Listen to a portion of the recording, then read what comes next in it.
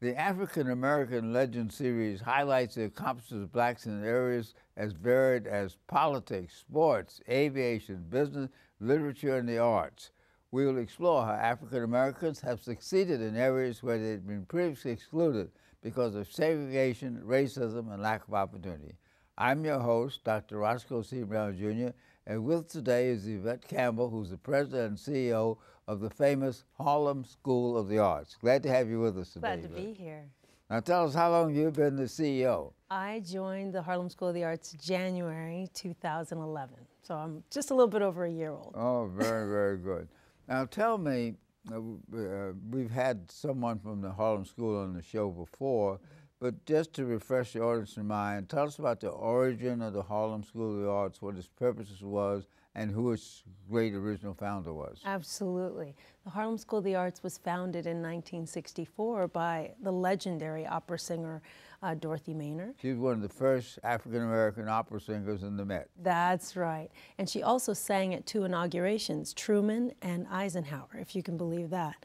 But when her husband got ill and the church next door, he was the pastor, she came home and she started teaching classes to the children in Harlem in the basement of the church That was next door. St. James, right? That's right, St. James Presbyterian.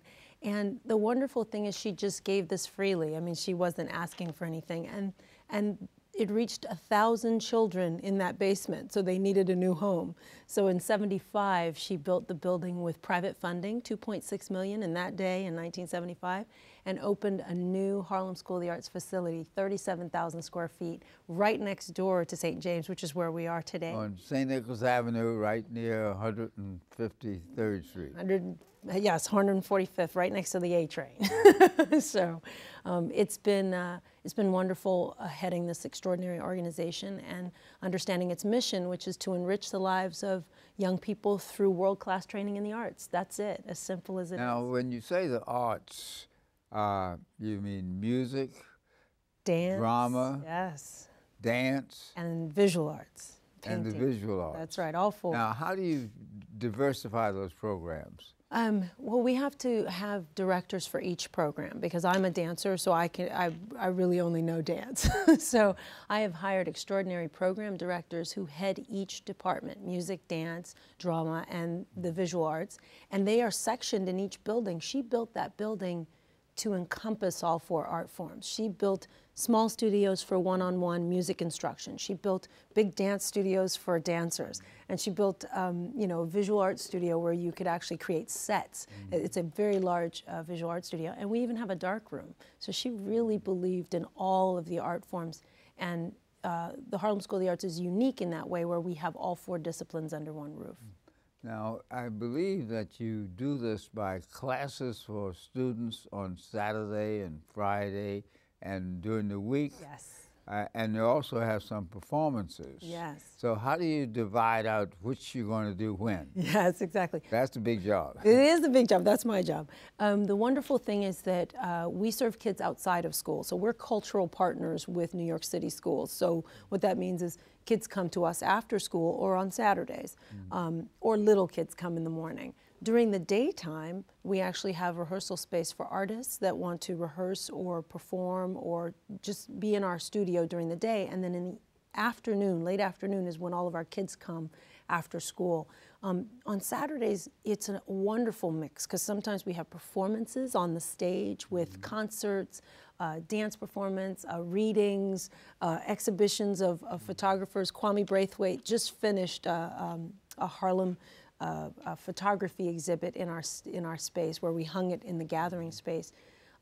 So it's a balancing act of making sure we serve all the kids in the classes, which children range from ages 2 to 18, and then it's also supporting the community of artists we serve where they can come in during the day and do rehearsals and performances for our students and our families. You have programs that relate to the schools as well. You do those in the schools or you do them at the site? Both. I actually, when I came on, we were only serving 6 schools. And now we're serving almost 15 schools, including Harlem Children's Zone's kids. They come to us after school, and then the other schools, we go to them. And so it just depends on the partnership. Now, when you go to the schools, what do you do? It depends on the school's curriculum. So let's say they want music this year and they're studying Africa. We might suggest that they study African drumming and Latin rhythms and that kind of curriculum. So you bring drummers to the school? That's right, and drums, and the actual drums themselves. And they teach the kids rhythms, and they teach the kids origins of music. They oftentimes incorporate culture from where the music has come from, where the drum has come from. So it's a full arts education experience. We are really trying to partner with our schools because as the city takes, and they have to streamline their budgets when they can, but the first thing that goes is art. And so we're trying to partner with our schools to make sure that that doesn't happen.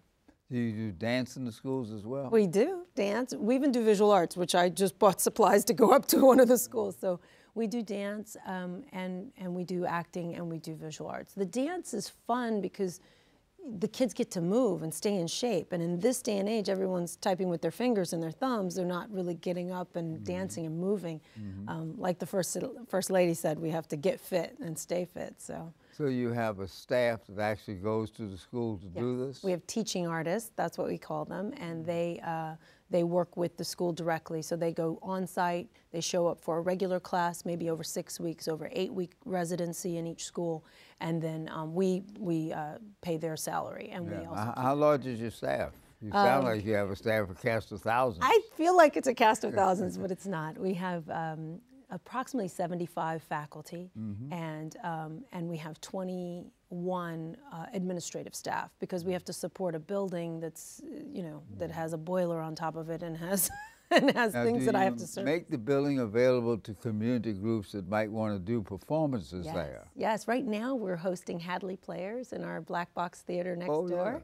Yeah, and we're working, actually partnering with Harlem Arts Alliance to make sure that people know that we have space to rent, space to offer for community meetings. We even hosted a Harlem Arts Alliance meeting in the evening at the school. So we're trying to re-engage with the community, and I think that had been lost in the last administration of the school, that they didn't realize they're part of the community, they have to benefit the community, and they have to make sure that young families have the arts for a long time to come. I've noticed a number of people in the community didn't really know where the Harlem Schools of Arts was located. This is true, and a lot of that has to do with how it was built. Ulrich Franzen, the architect from 1970s, he built it to hide the school. That was what he was trying to do. And when you walk inside, when you walk inside, there's this beautiful courtyard with a waterfall, with plants, and you're thinking, I've walked into an oasis. But he really was trying to hide that, what was behind it from the community. I personally want to open it up to the community and make sure that the community... I was around during that time when they were doing that development. And there was a lot of crime and others, and they wanted to make it safe. And they certainly made it safe, but to make it safe, it made it sort of invisible to the community. You could go by it and not know. People still walk right by it, and they go, "Where are you? I'm at the corner." And they're calling me. I'm like, "Just turn around and go back."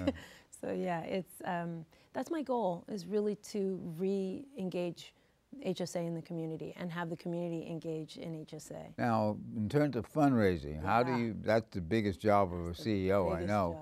How do you raise your money? How much do you need? And how can we write checks? Yeah, that's a good one. So I'm going to start with that, right? So how you write checks is you go to our website, hsanyc.org, and click the donate button.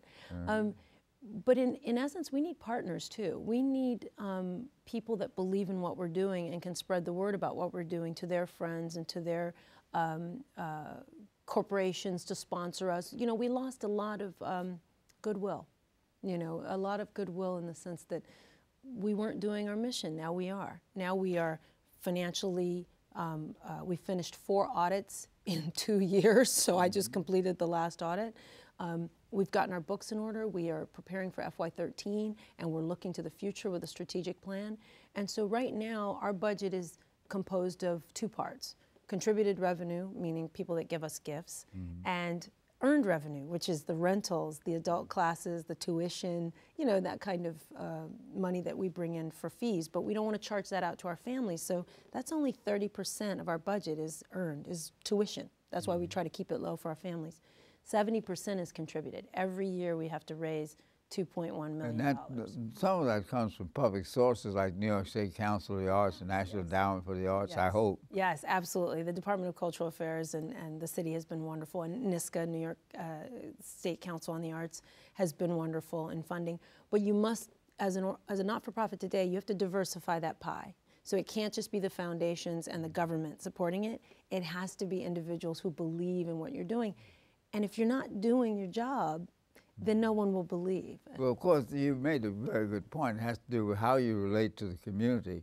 Harlem is a internationally known community. Yes. But Harlem is also changing. Yes. At one time, it was 95% African American, and now it may be 50, 60% African American. Yeah. And so part of the attraction of Harlem was this is a esoteric place where we do arts and so on. Yes. But actually, there's such a diverse background of people in Harlem that could be and should be recognized in the arts. Now, what are you doing to involve a more diverse population in the Harlem School of the Arts? Well, we're trying to make sure our images reflect our population. So our population now is 50%, 55% African American, about 20% Latino. We have Caucasian is about 20%, and then Asian and Native Americans. And so we've looked at our demographic, and it reflects Harlem today. There are young families coming into Harlem. There are continuing to be old families in Harlem, and that how they mix together is a reflection of HSA, is a reflection of who we want to be. We want to make sure that we are vital for today's Harlem community, and without forgetting our past, without forgetting who we were. I have to say, I want to just go back to the fundraising only because there was one angel that came across the country and gave us a very large check, and that's Herb Alpert, the Herb Alpert Foundation. Oh, and yeah. the reason why I say that is because I got to see them at the Carlisle, Yeah. and I was blown away by the musicality. And he believed, and so people believe from wherever they are in this mission. And so just letting our community know that, just letting them know that somebody like Herb Alpert, who gives most of his money away, believes in what we're doing. So I think the people up the hill can believe in what we're doing as well, not just someone from California, but someone Yeah, it's a that's up very the hill. interesting point because you have that creative tension between being a school and a performing arts center. That's right. In terms of your values, which do you value more, the performances you give or the instruction that you provide? Actually, I'm going to say neither, only because it's the enrichment of both. So our mission is about empowering young people and the families and their families. And so if I can do that through performance. Let's look at that. Art is a state of mind, it's a state of culture. Yeah. And in many communities, they have theaters and galleries where people like to show off their art. That's right. On the other hand, because art is something that everyone needs to be involved in, many communities want to have a place where their children and people can learn the arts. Yeah. So when you say Harlem School of the Arts, to me that means that you're really a place to learn rather than to perform. This is true. I'll take that. But also, it's about learning what art takes. So art takes discipline, creativity, rigorous training. Stuff that people think, oh, I can dance, so you think you can dance today just because you took a few lessons. Not the case. To study and to master the violin takes years, right? And so then what we do is we bring artists up to show the mastery of that, to show how long it took to get there and what how you get to that artistry. So we start with the kids, and we usually show them on stage. We bring the kids up and go, okay, this is what they're doing today. Then we bring a master violinist up and say, this is where you could get to. And so there is, when you see the performance and you've studied, you realize how long it takes to get there. If you've never studied, you think it's easy. And that's actually the problem I'm facing today, is that kids are like,